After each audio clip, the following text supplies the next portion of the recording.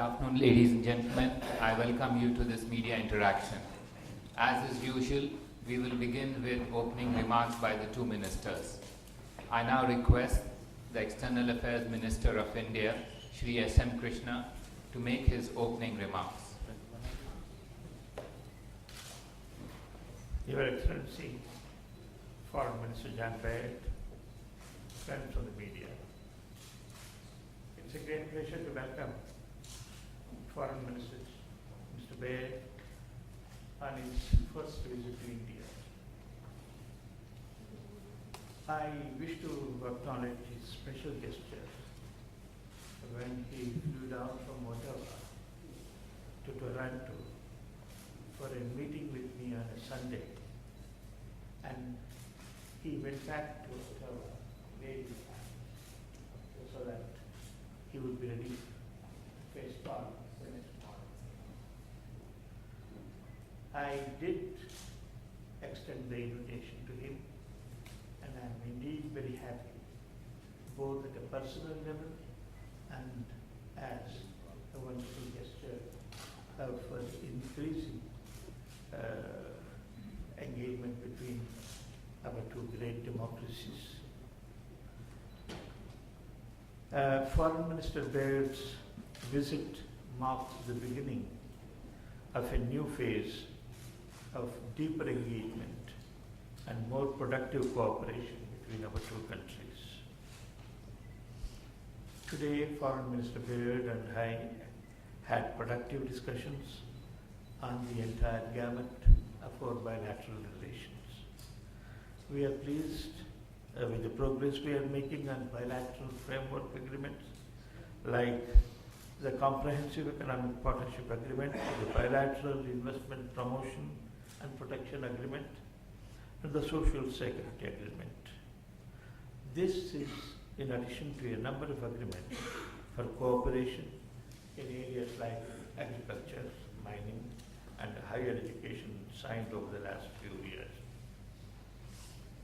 We both acknowledge that India and Canada have the potential to be strong economic partners. Canada's rich natural resources and sophisticated technological and educational base gives us a great promise to take our engagement more substantive. I have stressed to Foreign Minister Baird that Canada can be a true partner in India's pursuit for food security as well as energy security. Indeed, trends in supplies and price of oil and gas make Canada an economically attractive option for sourcing our requirements. And this is a subject of growing importance in our dialogue in the engagement between our two private sectors. We are encouraged by the growing flow of investments in both directions. Indian companies have invested over $10 billion in Canada during the past 2 years, including in the resources sectors. The India-Canada CEO Forum has been constituted and should commence its work soon. We also look forward to early completion of negotiations on appropriate arrangements for the bilateral civil nuclear cooperation agreement signed in 2010.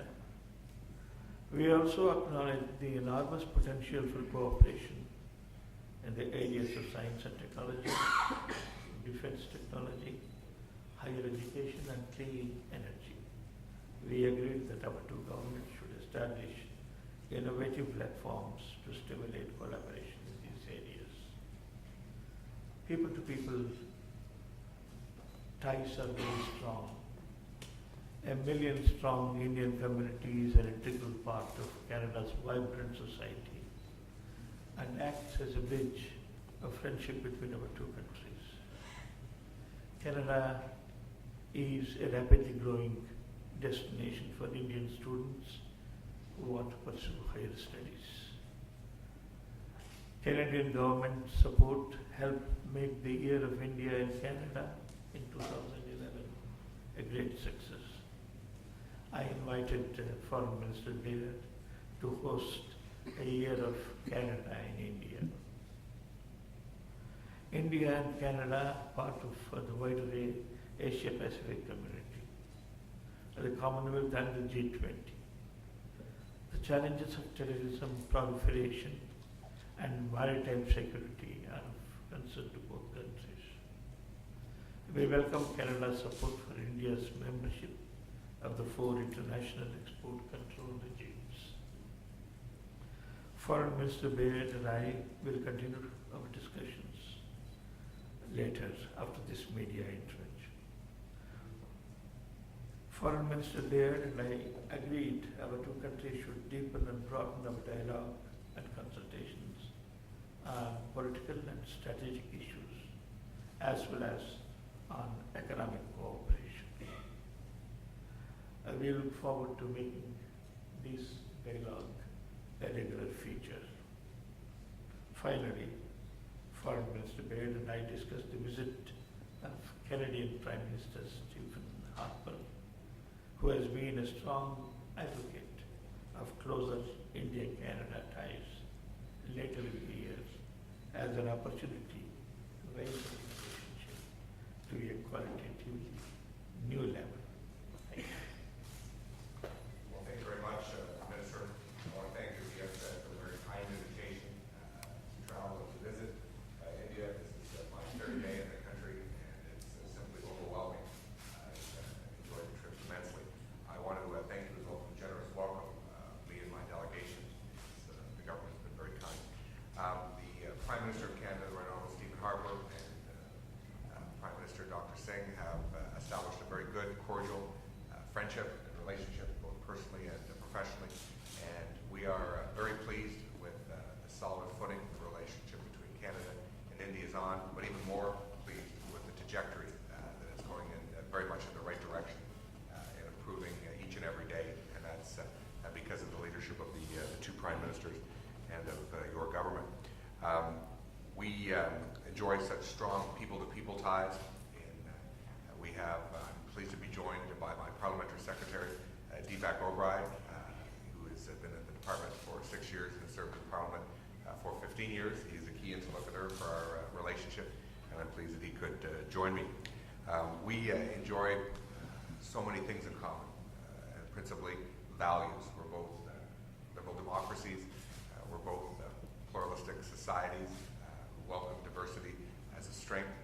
We are also open economies who are working to increase the prosperity of our peoples. And the complementarities between the Indian economy and the Canadian economy are profound. We are excited about the opportunities to further collaborate and to increase trade and commerce, to increase investment both ways. And the economic agenda with us is very strong. The comprehensive economic partnership discussions are going very well. We've had 5 or 6 very good rounds, and we look forward to the next round and to success in the coming months and years on that. We're very excited about our negotiations on a bilateral free investment protection and promotion agreement. Those two things will send a very strong signal, a very strong message to the business communities of both our countries to increase trade and investment and increase the prosperity and standard of living of both of our people. We had a very good discussion with respect to cooperation on energy. Canada is the 3rd largest confirmed source of oil in the world. We have tremendous opportunities to partner with India on that. We have large deposits of natural gas, some of which can be brought to India closer from eastern Canada than western Canada. So there are great opportunities for oil and gas for Canada as a stable liberal democracy and open economy to provide for India's economic growth and energy security. We're also very pleased with the nuclear cooperation between our two countries. In no one area could we point to the growth of the relationship and the nuclear cooperation agreement that was signed by the two Prime Ministers 2 years ago, and we look forward to enhancing our cooperation on providing for the peaceful use of prosperity of India, but also tremendously important for air quality and on tackling climate change. We also had a very good discussion on security and counterterrorism cooperation. This is an area with which we see great opportunities for future engagements. The biggest terrorist incident that ever happened in Canada was the bombing of the Air India flight back in 1985. So I told the minister that is something that is dear to my heart, close to my heart, because one of the victims I went to high school with. And that's something that since I was 15 or 16 years old, have known about in a very personal sense. We have enhanced our cooperation in both security and counterterrorism, and I think we can do much more to help promote the values that India and Canada both cherish. So again, thank you for your kind invitation and for the very warm hospitality. But most importantly, Minister, thank you for your leadership in helping to get this relationship going in the right trajectory. It's been absolutely central. The two ministers have agreed to take a couple of questions each. You'll take the difficult ones, I'll take the... Manish Chand from IANS.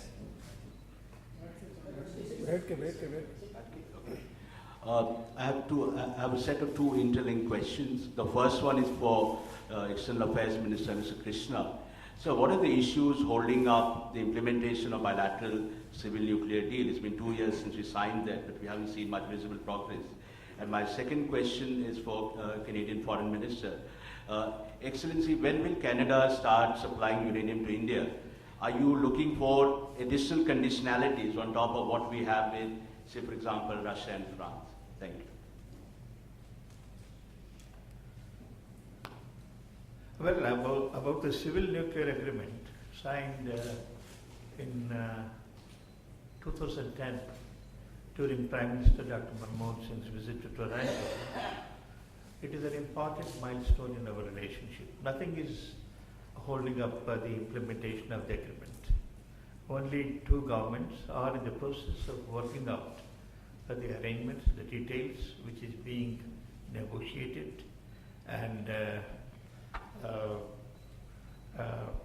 these are a matter of details and are being worked out through consultations. We look forward to early completion of these consultations. Listen, we are excited about the nuclear cooperation agreement. We think it's a tangible demonstration that our relationship with India is in the 21st century, not the 20th century. We have no concerns with respect to proliferation.